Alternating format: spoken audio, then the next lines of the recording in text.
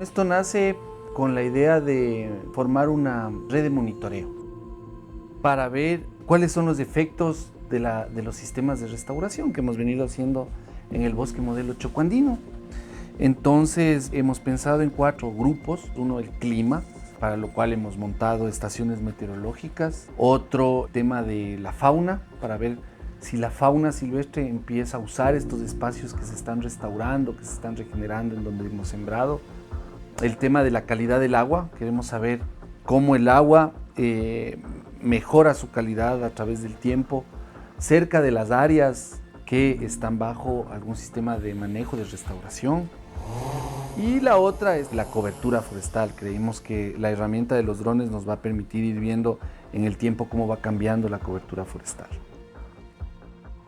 Para nosotros actualmente es sumamente importante en el bosque modelo chocoandino empezar con esto, porque tenemos que ir probándole a la gente de aquí, pero también a los que vienen de afuera, a los financistas, cómo este tema de la restauración empieza a aportar en los servicios ambientales en general. Y esperamos que estas herramientas y este sistema de monitoreo pues vaya aportando además para que otras organizaciones, universidades, investigadores, gente que quiere hacer investigación, acceda a los datos, ¿no? Entonces queremos tratar que todos los datos de las cámaras, de las estaciones meteorológicas, incluso el tema que podamos obtener con los drones, con los vuelos, etcétera, esté democratizado, ¿sí? El chocoandino no es mío ni de la gente que vive aquí. El chocoandino es de la humanidad entera, de los quiteños, de la gente de Pichincha, del Ecuador, y creemos que si democratizamos los datos,